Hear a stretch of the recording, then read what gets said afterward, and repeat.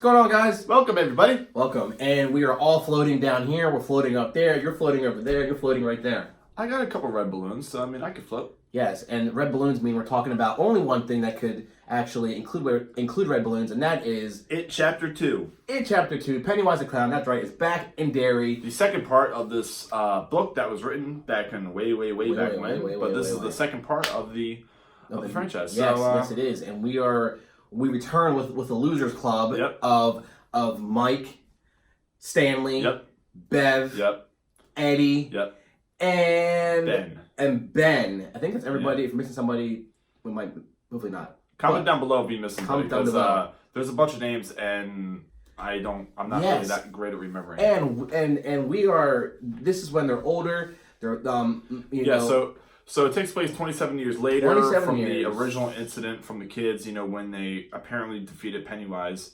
and that's how that's how it picks up. Yeah, Mike calls them up and says, "It's time. Let's go." They're hesitant, but they go. Everyone goes, but one person doesn't go. I don't know why I'm thinking about this now, but I always thought it was weird that everybody left except Mike. Like, Mike, why didn't you want to go? Like, he just stayed there. He stayed there. He lived in fear for 20. I don't know, lived in fear though. 27 years. I mean, because he had that window of 27 years to not live in fear. But it's weird because I don't think anybody knew that except maybe Mike, I guess. What? About the 27-year No, gap? I think we did know that. I think they mentioned that in the first one. All right. Well, the entire cast except Mike kind of forgot, because apparently, you know, the farther away you got from Derry, the more you forgot, and everything became more, you know, normal, hazy, and they just kind of forgot about it. So I liked everyone's expression when they got the phone call from Mike, and everybody was very thrown off and caught off guard, and then memory started to jolt. Yeah. And then everybody started to slowly remember. You knew that there was going to be jumpy moments in this film to get you surprised and catch you off guard. And I didn't have a good time. Like, you knew what was going to happen, but I couldn't time it right where I expected they were going to. Yeah, like, I wasn't ready for it. And it was good from that perspective, because you were jumpy, and then certain things I didn't expect to see, I saw. Right. But I will say that the movie felt very long. It's almost 2 hours and 50 minutes. That's a long time. And yeah, but you don't think about it when you're there. Well, you do think about it. I was sitting there and I was like, because we saw it last night, last night, and I was like, man, I've been here for a while. Yeah, when we saw Endgame, I didn't think it was 3 hours. Like, no, we like specifically said that, 3 hours. It didn't feel like 3 hours because you were entertained, you were intrigued, you were captivated by what you were watching. But this movie spent a lot of time, a little bit more time than you probably should have, developing all those backstories and all those tie-ins.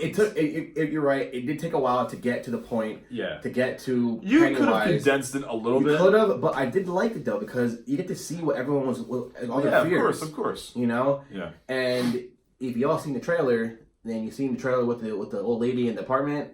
Oh yeah. So there's a couple scenes in the trailers that you see in the movie, obviously, and it's cool to see, because then you see that whole scene kind of develop into the film, and the scene with the old lady in the house, which is looking in, and then she creeps back in, and that develops into a pretty cool scene. I will say some of the CGI work with that wasn't too great, but it was very captivating, and it was nice. Yeah, and nice to watch. And also in this movie, Bev handled herself very well. She handled herself great. And also in this movie, the return of, I forget his name, but it was the boy in the first one who killed his father, who was a police officer.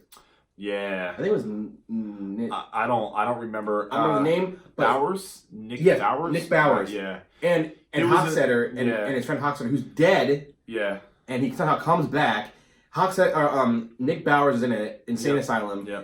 And him and Hockstetter somehow get back together and go around and try to basically, I guess kill these kids. Kill these kids because the clown is telling them to do it, and they do a good job at fending them off. But that was a cool little thing to put in there. Now, were you a fan of all of the? So this film had a lot of dialogue from Pennywise. It had a lot of dialogue from Pennywise. You know what? I was okay with it at some points, and some other points I wasn't okay with it. Like, you're talking too much. I want you to be a little bit more menacing, but it definitely had a menacing feel to it, because it is Pennywise with the makeup and and just costume. It was very, he was straight up evil, but he talked way more in this film than he did in the first film. Personally, for me, I think I really liked that he talked because the first one, you're right, it's him terrorizing everybody, whatever, he kills Georgie, but like this one, you're starting to find out, just by him talking, like how sinister he really is, and what he's after, and I kind of like that. But what do you think about the final battle? Okay, so the final battle ended up being pretty cool to see because in the movie with Tim Curry as Pennywise, he ended up, they wanted to see him in his true form. They couldn't destroy him without him being in his true form. Yes. And in the Tim Curry film, he was this big, awkward-looking spider thing. Yeah. But in this film, it was kind of like half spider, half Pennywise. That was pretty cool. The shots were set up pretty well. I will say, because I was telling you earlier, you had to, all the characters had to face their own fear, and they had to make sure that they weren't afraid of Pennywise, right? Yes. So basically, and they had to make Pennywise vulnerable. Yeah. So in order to do that, bring him down to size. Yeah. In order to do that, they figuratively and literally bring him down to size. Yeah. So basically to do that, what they did was they basically had a roast session. Yeah, they were trashing him. Basically just making him feel small. You're nothing, you're not a clown, but it was kind of funny to see like this big monster basically getting roasted from a bunch of adults, and he slowly breaks down and he literally shrinks down to a baby into this, because they go deep into sewers and they find this area sanctuary where Pennywise essentially came from, and they break him down into a tiny little baby. Yeah. And then, they obviously kill him. And the thing is, for a slight moment, I felt a little bad for him. You said that.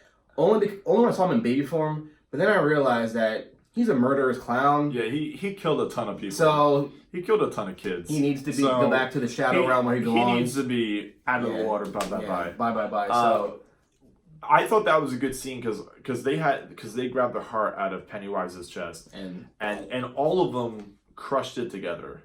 I think the film pretty well delivered on the message of overcoming your own fears, and all of them sticking together because there's so many parts of this movie where they don't want to go, like once they come back to Derry, they don't want to do this. They try leaving. They're all trying to leave. A lot of separation, and that's the point. And that was the whole point of the film, is for them to work together, them to be together, and destroy this thing together. Yeah.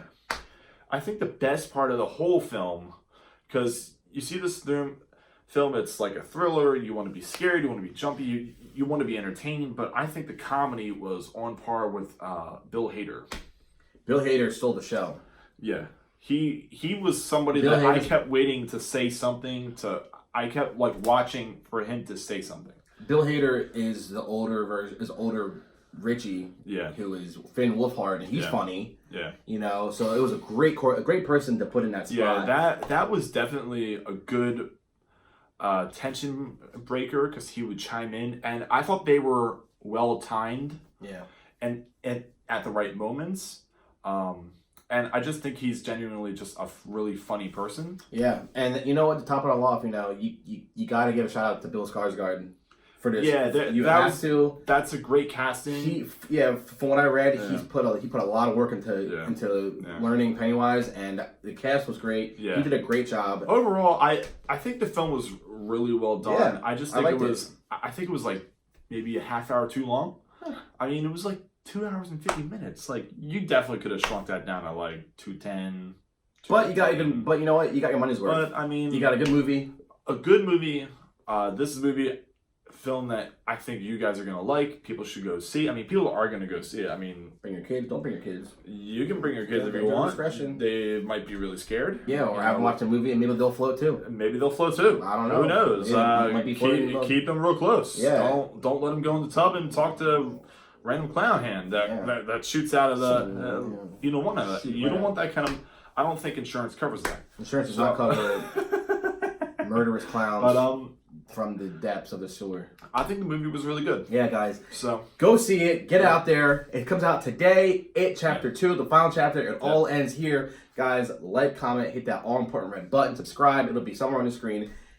See you later. See you.